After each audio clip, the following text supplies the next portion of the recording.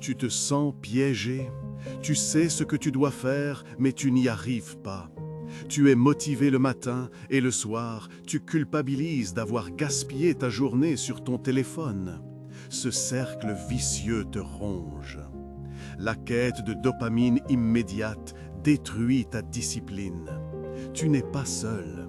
70% des gens luttent contre la procrastination chronique. Mais il existe une solution. Les stoïciens, maîtres de la maîtrise de soi, ont développé des techniques puissantes pour transformer ce combat. Ils savaient comment dompter leurs impulsions et se concentrer sur ce qui compte vraiment. Imagine-toi libéré de cette addiction à la distraction. Imagine la satisfaction de progresser vers tes objectifs jour après jour. Sénèque disait: « Ce n'est pas parce que les choses sont difficiles que nous n'osons pas, c'est parce que nous n'osons pas qu'elles sont difficiles. » Cette phrase résume l'essence du problème. La difficulté n'est pas insurmontable, c'est ton manque d'action qui la nourrit. Imagine un athlète qui s'entraîne pour les Jeux olympiques.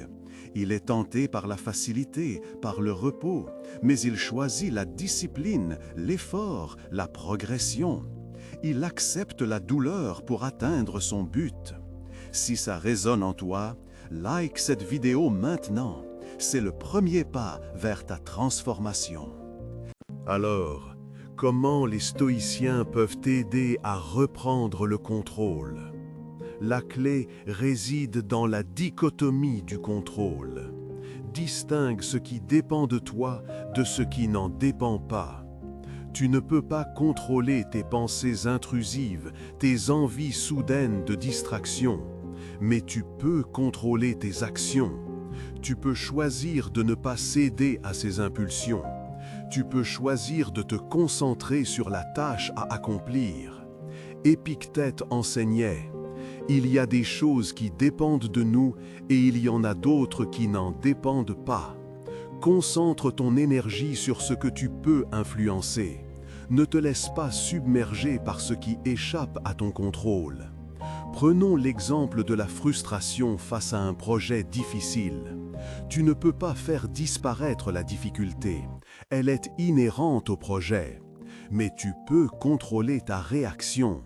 Tu peux choisir de te décourager et d'abandonner, ou tu peux choisir de persévérer, de diviser le projet en tâches plus petites et plus gérables et d'avancer pas à pas.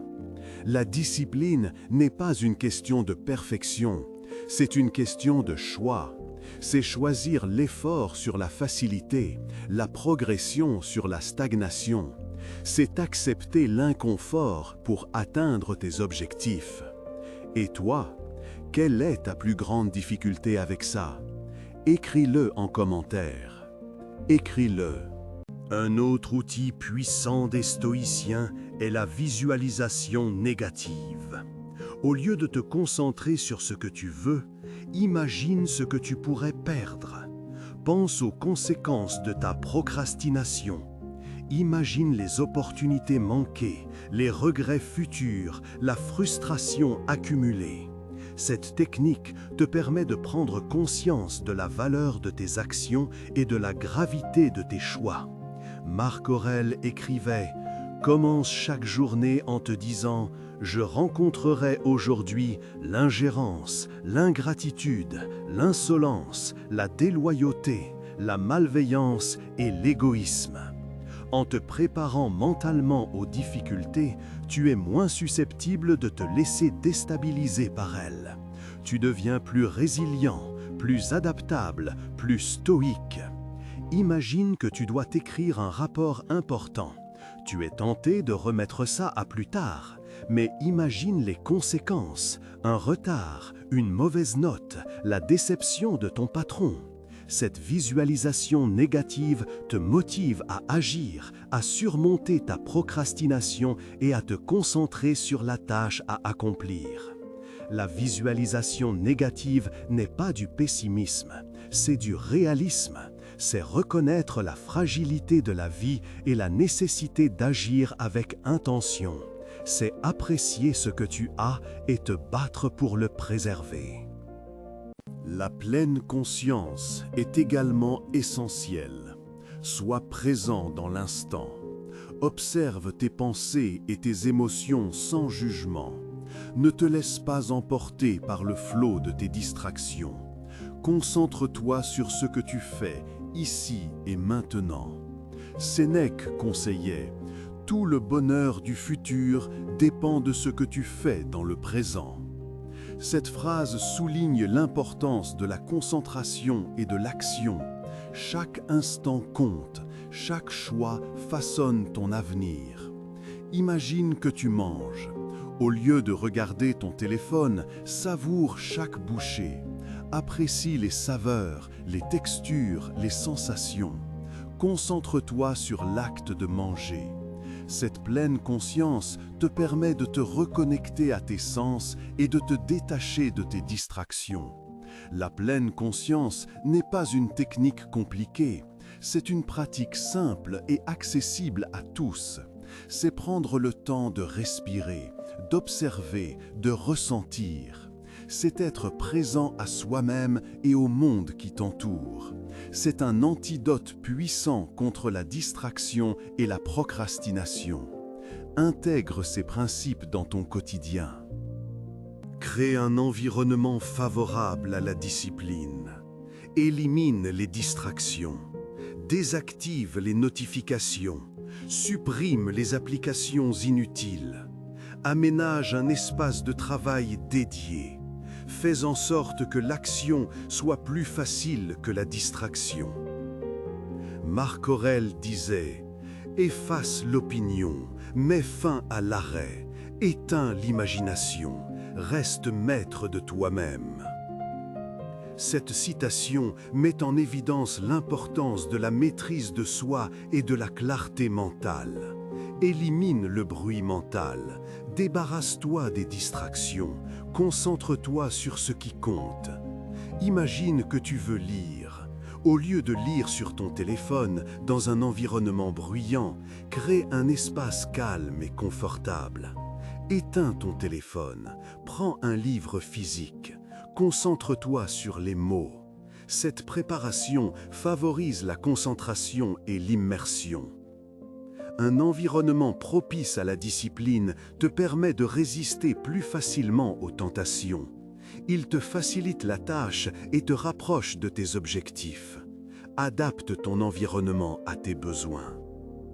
Utilise la technique du pré-engagement.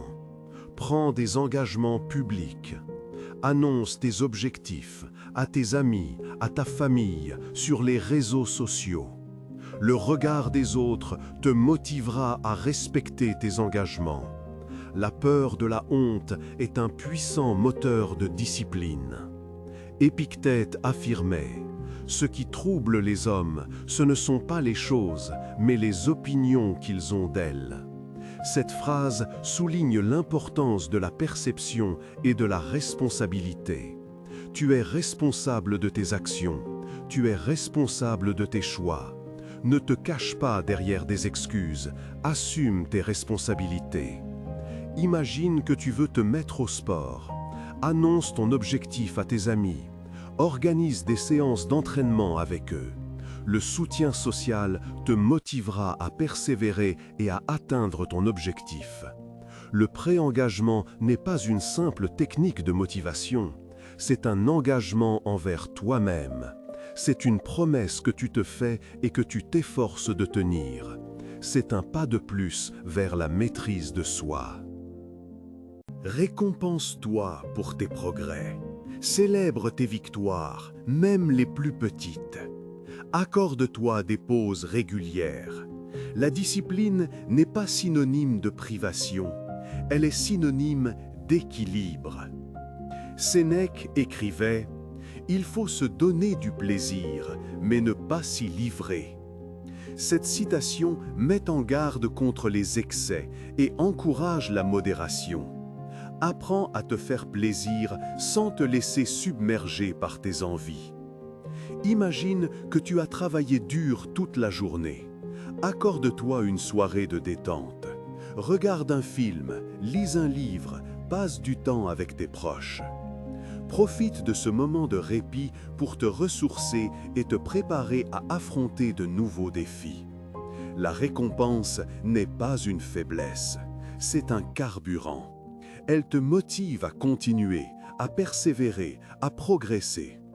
Elle te rappelle que tes efforts sont récompensés et que tes sacrifices en valent la peine. Accepte l'échec.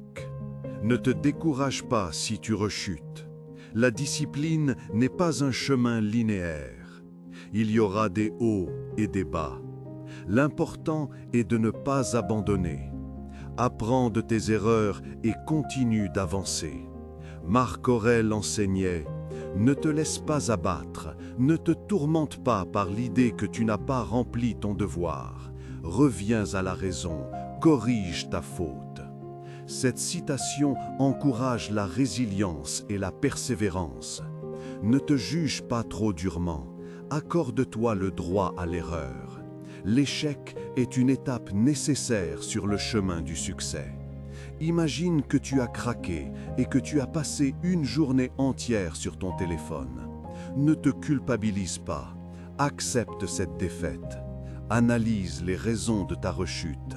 Tire des leçons de ton expérience et reprends le contrôle dès le lendemain. L'acceptation de l'échec est une force. Elle te permet de te relever, de te remettre en question, de progresser. Elle te rend plus fort et plus résilient. Alors, comment transformer ton cerveau en machine à discipline stoïcienne? Souviens-toi de ces 3 clés. 1.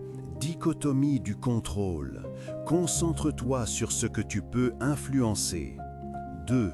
Visualisation négative. Prends conscience de ce que tu pourrais perdre. 3.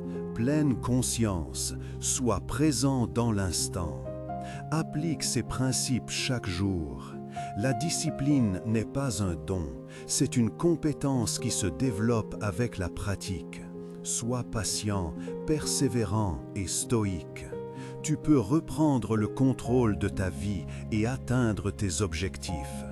N'oublie jamais cette sagesse d'Épictète.